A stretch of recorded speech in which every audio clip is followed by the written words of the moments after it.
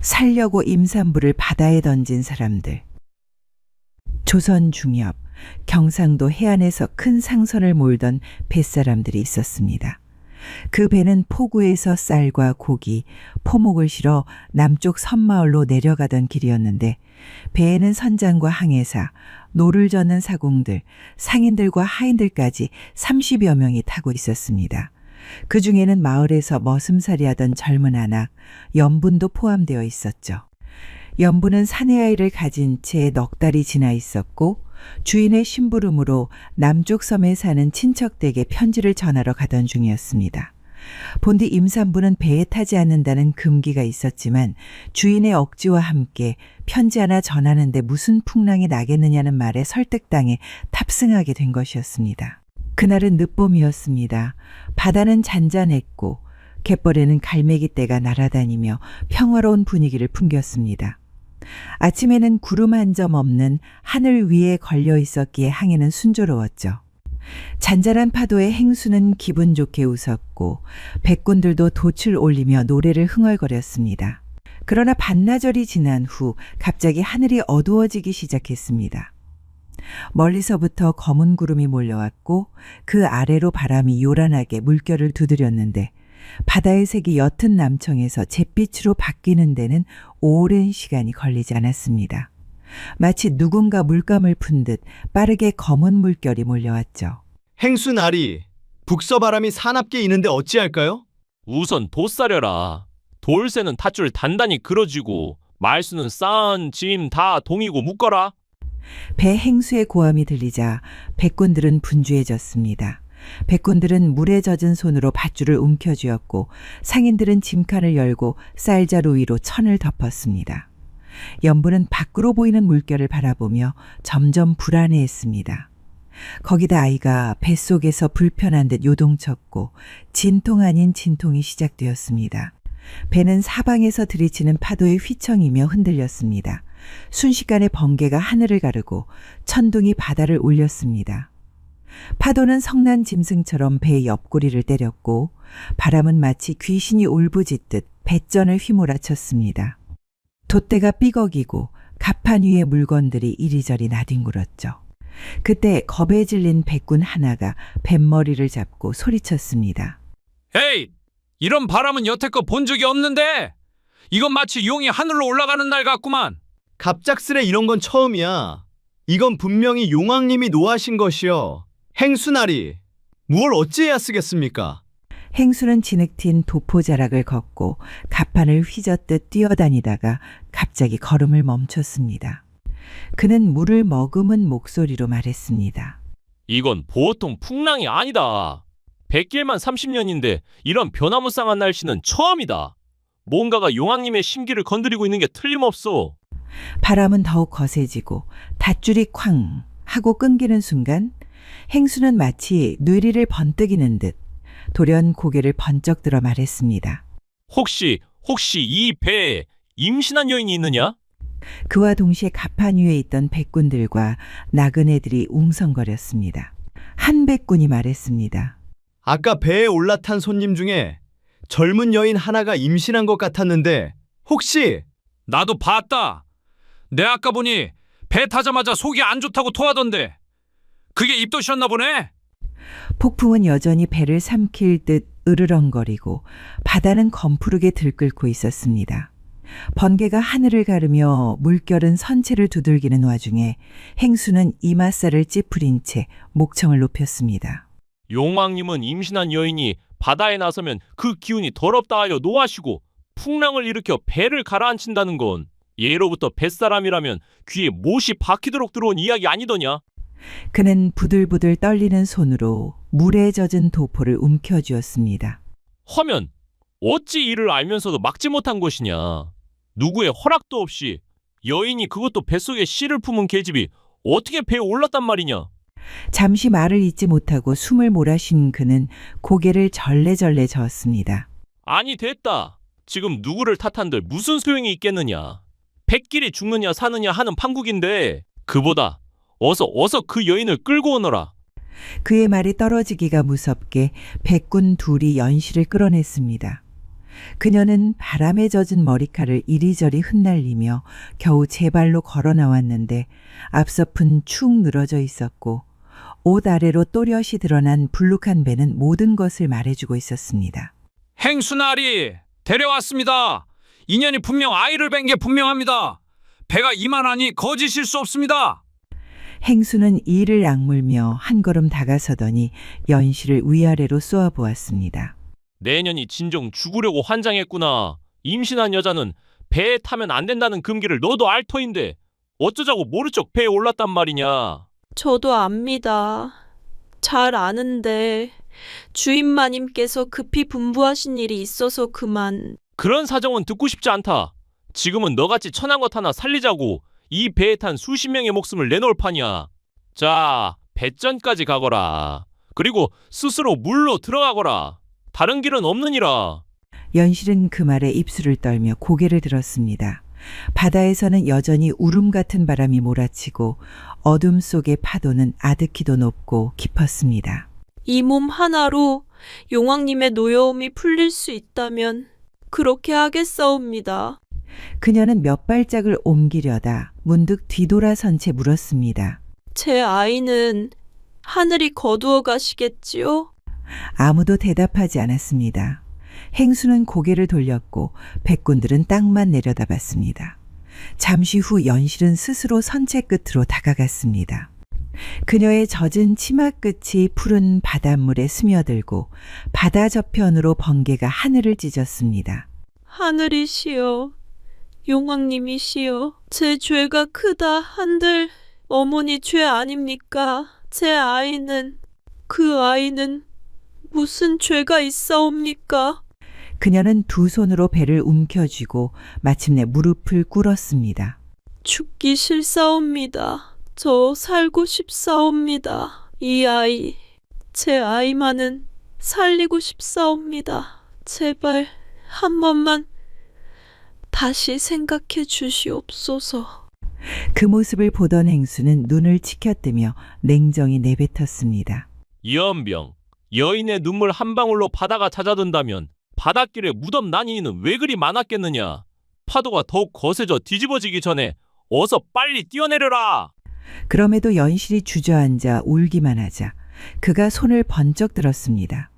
그러자 백군 몇이 연실의 양팔을 들어 바다에 던지려 다가갔습니다. 그때 갑판 한쪽에서 한 선비가 나서서 말했습니다. 멈추시오. 모두가 놀란 눈으로 바라보는 가운데 선비는 한 발 앞으로 나아갔습니다. 그의 눈빛은 흔들림 없이 곧고 목소리는 평온하지만 단호했죠. 누구도 함부로 사람을 바다에 내어 던질 권한은 없소. 그가 노비이든 여인이든 임신한 몸이든 간에. 행수는 이를 악물고 노인에게 다가갔습니다. 이보시오, 선비 양반, 말은 참으로 고상하오. 허나 여긴 육지가 아니라 바다요. 여긴 도포자락으로 바람을 맞고 부탄점으로 파도를 누그러뜨릴 수 있는 곳이 아니란 말입니다. 잘 알지도 못하는 양반이 이래라 저래라 할 자격은 없단 말이오. 그리고 저 여인 하나를 살리자고 이 배에 탄 모두가 죽게 생겼는데 뭔 권한 타령이오. 과연 그렇소? 여인이 임신한 것이 바다를 더럽힌다? 그것이 무슨 근거요? 어찌 그것이 죄가 된단 말이오? 선비님은 백길의 법을 모르지 않소. 풍랑은 때론 사람을 가려 삼킵니다. 임신한 여인이 배에 타면 용왕이 노한다는 건 이 바다에서 수십 년을 산 자들의 체험으로 아는 바란 말입니다.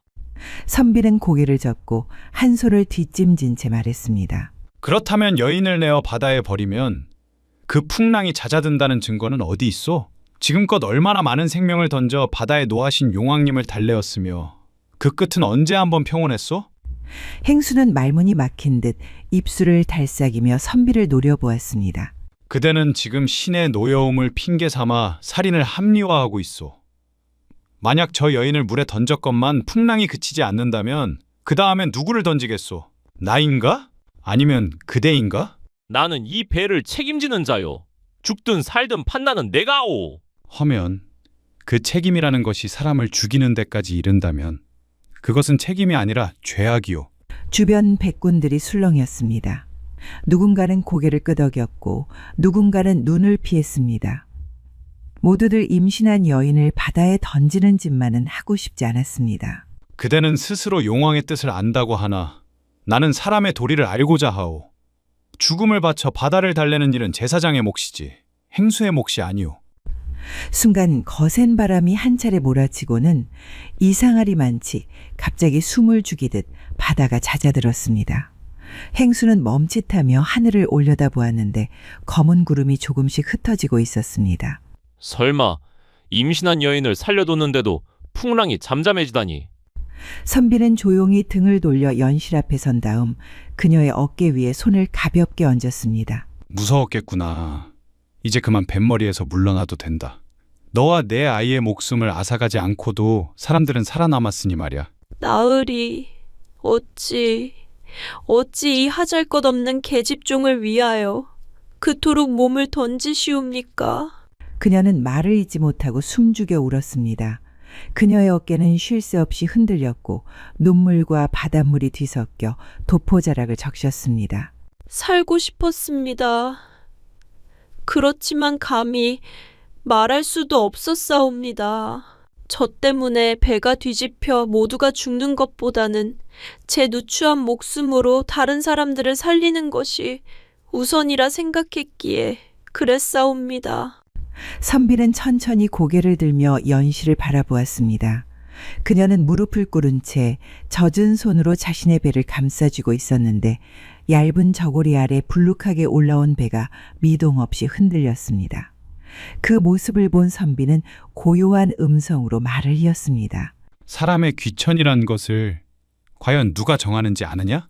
순간 바닷바람이 조용히 옷자락을 스치고 지나갔습니다. 선비는 눈을 내리감으며 천천히 말을 이었습니다. 그건 바로 하늘이다. 하늘이 정하는 것이지. 사람은 태어날 때 옷을 입고 태어나는 것이 아니다. 누구도 어머니의 뱃속부터 종이 아니오. 누구도 그 안에서 금줄 두르고 태어나는 대감이 아니니라.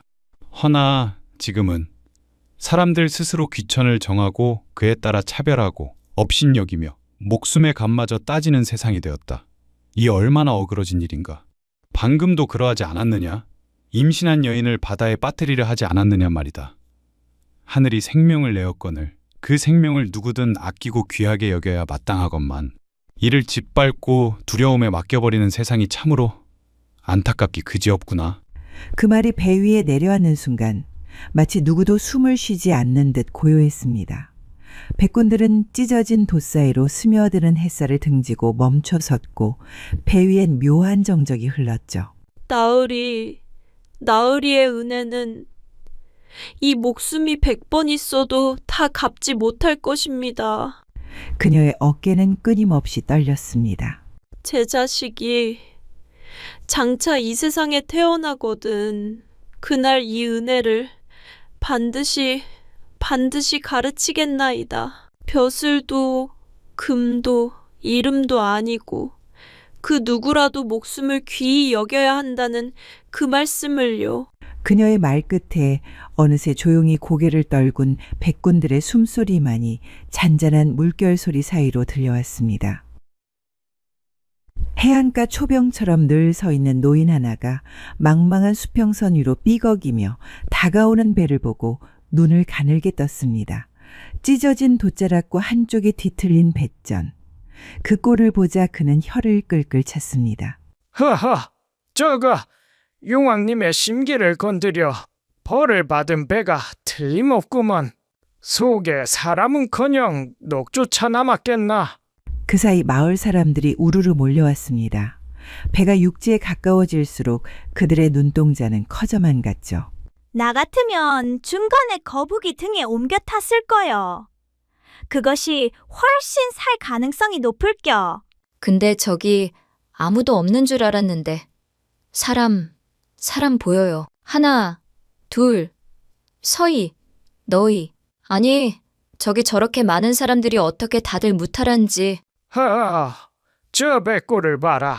난 분명히 속은 다 물에 잠겼다 했는데 다 살아있단 말이오. 배가 육지에 닿고 젖은 몸을 이끌고 하나둘 뱃사람들이 내리기 시작했습니다. 머리에 붕대를 감은 자, 부축을 받는 자, 온몸에 소금기 가득한 자들. 하지만 모두 숨을 쉬고 있었습니다. 이건 분명 하늘이 도우신 거요. 아니라면 절대 저렇게 무사하지 못하지. 그러게 말이야. 바다는 사람의 사정을 봐주지는 않는다는데 어찌 저렇게 멀쩡히 살아 돌아왔는지 그게 궁금하네. 며칠 뒤 포구에 나갔던 상단의 사람 하나가 동네 장터에서 수군댔습니다. 그날 그 배 안에 글쎄 임신한 계집이 타고 있었대요. 뭐라고? 임산부가? 진짜로? 에이구 세상에. 그럼 다 죽었어야 맞는디.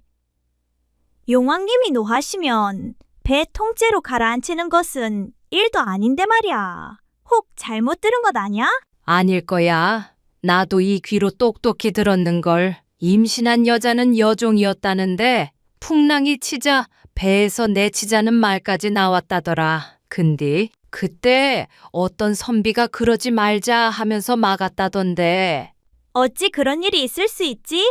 혹 용왕님의 분노를 가라앉히고 여인을 무사하게 만든 그 선비님은 신선이 변장한 것 아니었을까?